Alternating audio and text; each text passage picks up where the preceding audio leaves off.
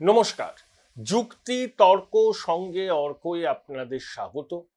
আপনাদের সঙ্গে আমি অর্কপ্রভ সরকার। সবাইকে স্বনির্বন্ধ অনুরোধ, চ্যানেল সাবস্ক্রাইব করুন আর থ্যাঙ্কস বাটনে ক্লিক করে আমার এই প্রকল্পের সঙ্গে নিজেদের যুক্ত করুন। দেখুন, আমাদের পরম প্রিয় দিদিমণি ভাষণ দিচ্ছেন। এই প্রতিবেদন যখন শুনবেন তার অমৃত ভাষণ আপনাদের শোনা হয়ে গিয়েছে। তিনি বলেছেন যে চন্দ্রবাবু নাইডুর দয়ায় টিকে আছে কেন্দ্রের এনডিএ সরকার।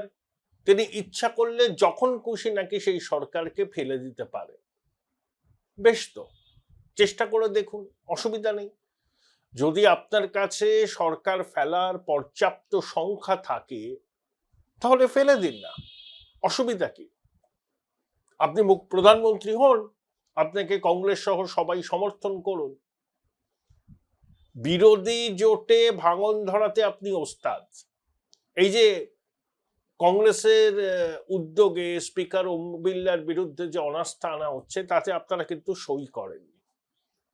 অর্থাৎ আপনি বিরোধী জোটের হয়ে সওয়াল করবেন, নিজের প্রয়োজনে বিরোধী জোটের সমর্থন চাইবেন, কিন্তু যখন বিরোধী জোট কোনো পদক্ষেপ নেবে, বিশেষ করে আইএনডিআই জোট, তখন আপনি খুব সুন্দরভাবে তার সঙ্গে দূরত্ব তৈরি করবেন। এই খেলাগুলো না ধরা পড়ে গেছে।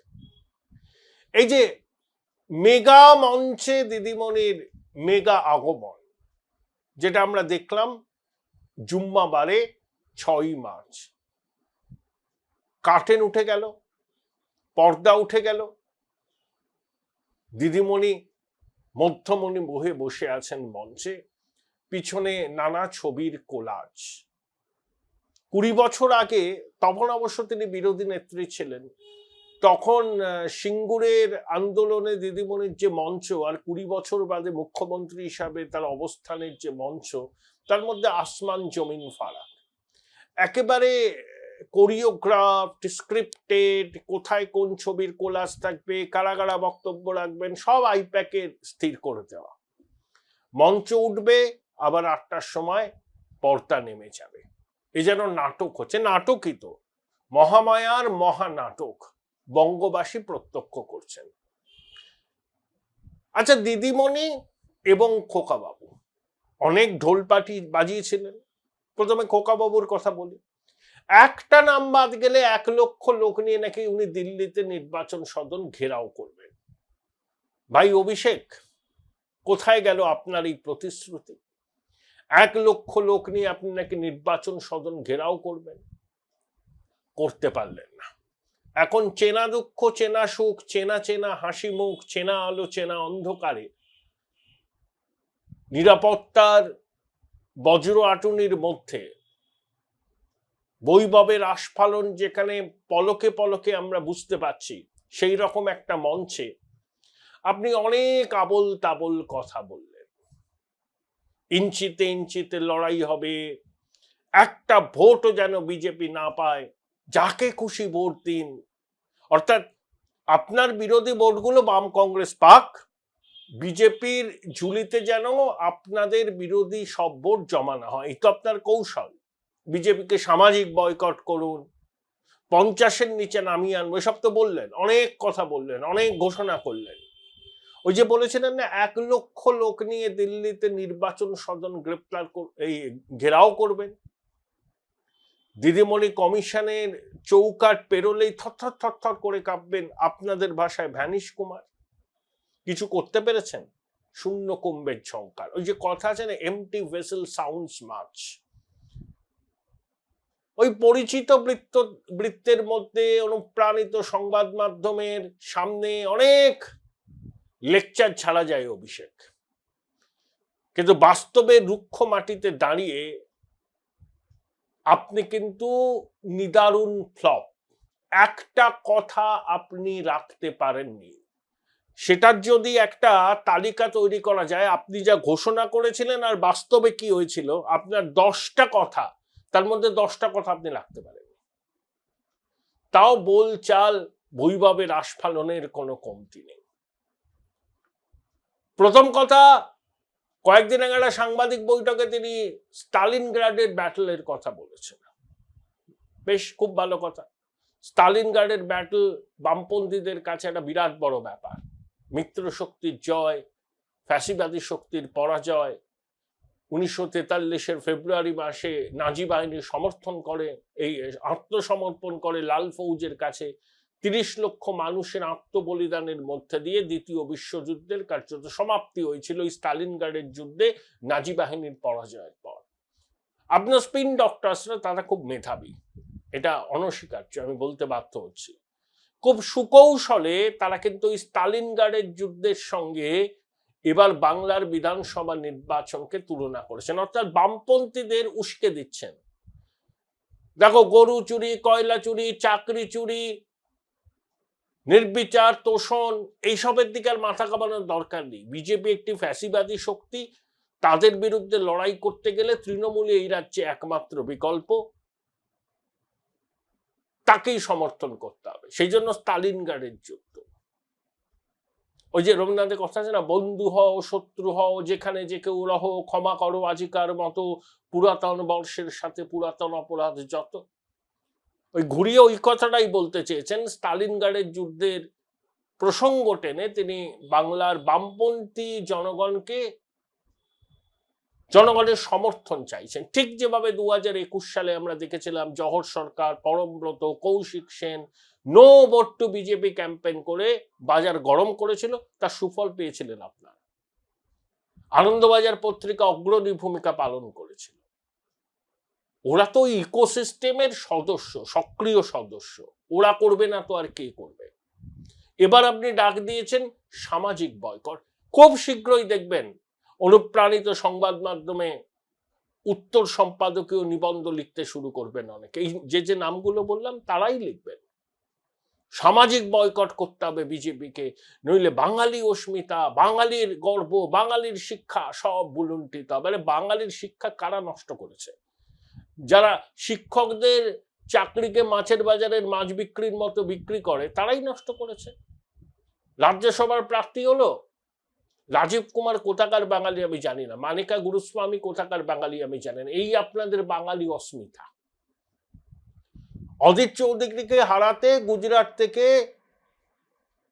ওই পাঠানকে নিয়ে আসলেন, ইউসুফ পাঠানকে। বিহার থেকে নিয়ে আসলেন কীর্তি আজাদ, শত্রুঘ্ন সিনহা। ওই তখন আপনার বাঙালি আবেগ, বাঙালি জাত্যাভিমানের কথা মনে পড়েনি? বাংলায় কি প্রার্থী কম পড়িয়াছিল? এসব ফাঁপা যুক্তি, অসত্য ন্যারেটিভ বাংলার মানুষ এবার খাবে না অভিষেক। কারণ বাংলার মানুষ একটা জিনিস জেনেছে, এই যে আপনারা যে অবস্থানটা করছেন, কার বিরুদ্ধে অবস্থান করছেন? সুপ্রিম কোর্টের নির্দেশে বিচার বিভাগের আধিকারিকরা ওই 60 লক্ষ আবেদনের নিষ্পত্তি করতে চাইছে। Fair enough. 505 জন বিচার বিভাগের আধিকারিক যুক্ত হয়েছেন। ওড়িশা, ঝাড়খণ্ড থেকে আরো 200 জন আসবেন। এখনো পর্যন্ত প্রায় 7 লক্ষের নিষ্পত্তি হয়েছে। মানে আপনার 7ই মার্চ পর্যন্ত। যদি আরো 200 জন যুক্ত হলেন, তাদের লগ ইন আইডি ক্রিয়েট হলো, তারা প্রশিক্ষণ নিলেন, 4-5 দিন লেগে যাবে। এই 705 জন, এই 60 লক্ষ কেস ডিসপোজ করতে কত সময় নেবেন?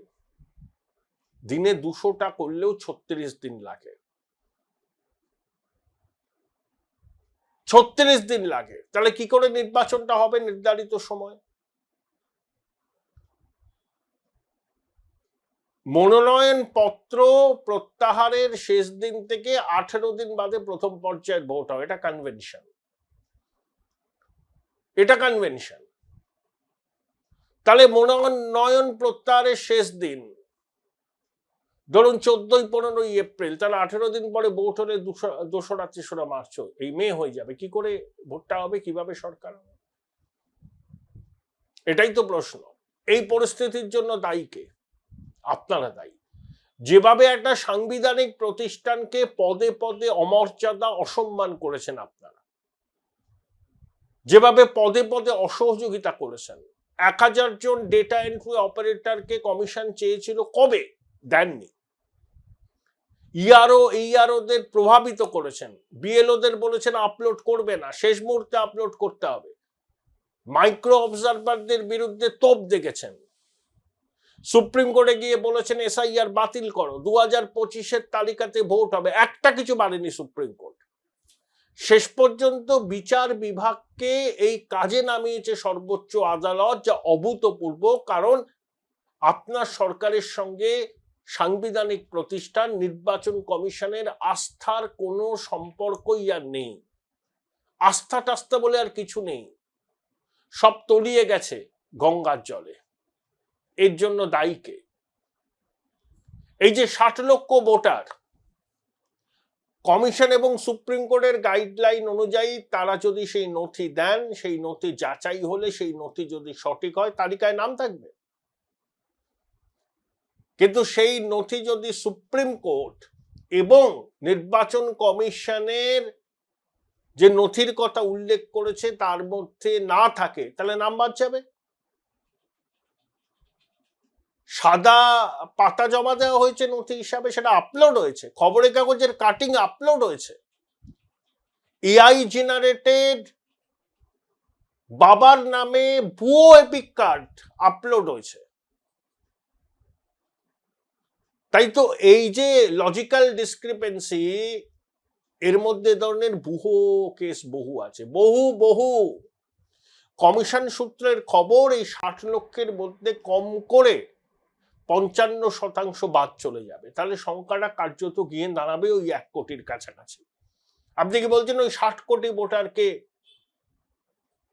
ভোট দানের অধিকার সুনিশ্চিত করতে হবে? যতক্ষণ না হয় ততক্ষণ তাহলে অবস্থান ছেড়ে উঠবেন না। কার কি এসে যায়? আপনি বসে থাকুন, দিদিমণি বসে থাকুন, ওতে কিছু হবে না। বলটা সুপ্রিম কোর্টের কোর্টে, কমিশন সওয়াল করবে, আপনারা সওয়াল করবেন। সুপ্রিম কোর্ট নির্দেশ দিয়েছিল যে বি পর্যায়ভুক্ত অফিসারদের তালিকা পাঠাতে। আপনারা যে অফিসারদের তালিকা পাঠিয়েছিলেন তাদের অনেকেই ইউডি ক্লার্ক, প্রমোশন পেয়ে তারা এক জায়গায় এসেছেন। এখন তাদের বেতন কাঠামো হয়তো বি ক্যাটেগরির অফিসারদের সমতুল্য, কিন্তু তাদের সিদ্ধান্ত গ্রহণের কোনো এখতিয়ার নেই। কমিশন পত্রপাত সেই তালিকা খারিজ করে দিয়েছে। ইআরওরা কে ভোটার আর কে ভোটার নয় সেটা নিশ্চিত করতে যাতে পারেন, তার জন্য সওয়াল করেছিলেন সুপ্রিম কোর্টে। সুপ্রিম কোর্ট কি বলেছে? যে আমলাদের বিচার বিভাগীয় আধিকারিকদের উপর মাতব্বরি করতে দেব না। এখন বিচার বিভাগীয় আধিকারিকরা এই লজিক্যাল ডিসক্রিপেন্সির বিষয়গুলো খতিয়ে দেখছেন, তাদেরকেও সন্দেহ করছেন। কেন প্রতিদিন আপলোড করা হচ্ছে না, কোন কোন কারণে কারুর নাম বাদ যাচ্ছে সেটা কেন মেনশন করা হচ্ছে না। কমিশন জবাব দেবে সুপ্রিম কোর্টে, আপনাকে জবাব দেবে কেন? আপনি কোন হরিদাস পাল আপনাকে জবাব দেবে? আপনি যুবরাজ হতে পারেন তৃণমূলের, নির্বাচন কমিশনের কাছে আপনার কি গুরুত্ব? আপনি আঞ্চলিক দলের সর্বভারতীয় সাধারণ সম্পাদক, বৈভবের আস্পালন করেন, নিরাপত্তা রক্ষী নিয়ে ঘোরেন, আর ফটর ইংরেজি হিন্দিতে কথা বলেন। ওরকম ইংরেজি হিন্দি যে কোনো ইংলিশ মিডিয়াম স্কুলের ছেলেমেয়েরা বলতে পারে, এবং ডিভয়েড অফ কন্টেন্ট। যা দাবি করেন সেই দাবির সঙ্গে বাস্তবের কোনো মিল নেই। আমি তো প্রথমেই আপনাকে বলে দিলাম যে 1 লক্ষ লোক নিয়ে নির্বাচন কমিশনকে ঘেরাও করবেন বলেছিলেন অভিষেক, কোথায় গেল আপনার সেই প্রতিশ্রুতি? এসআইআর তো শেষ হতে চললো, একদিনের জন্য গেলেন 1 লক্ষ লোককে নিয়ে। যেটা পারেন না সেটা নিয়ে কেন ভাই বারভট্টাই করেন?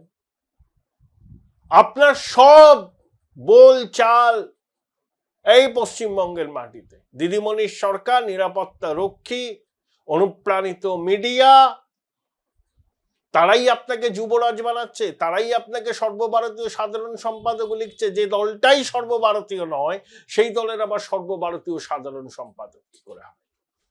গেঞ্জির কখনো বুক পকেট দেখেছেন? এটা হচ্ছে তাই। ওই যে অনুসন্ধান ছবির বিখ্যাত গান আছে না, ফেঁসে গেল কালীরামের ঢোল। অভিষেক, আপনাদেরও ঢোল কিন্তু ফেটে গেছে। যা বলেছিলেন, যা দাবি করেছিলেন, একটা দাবিও আদায় করতে পারেননি। এসআইআর বন্ধ করতে পারেননি, 25 সালের তালিকায় ভোট হচ্ছে না, ইআরও এইআরওদের বাধ্য হয়েছেন সাসপেন্ড করতে, এফআইআর করতেও বাধ্য হয়েছেন, মাইক্রো অবজারভারদের বিরুদ্ধে আপত্তি জানিয়েও কোনো সুরাহা পাননি। শেষ পর্যন্ত সুপ্রিম কোর্টের নির্দেশে পুরো প্রক্রিয়াটা বিচার বিভাগীয় আধিকারিকদের হাতে চলে গেছে।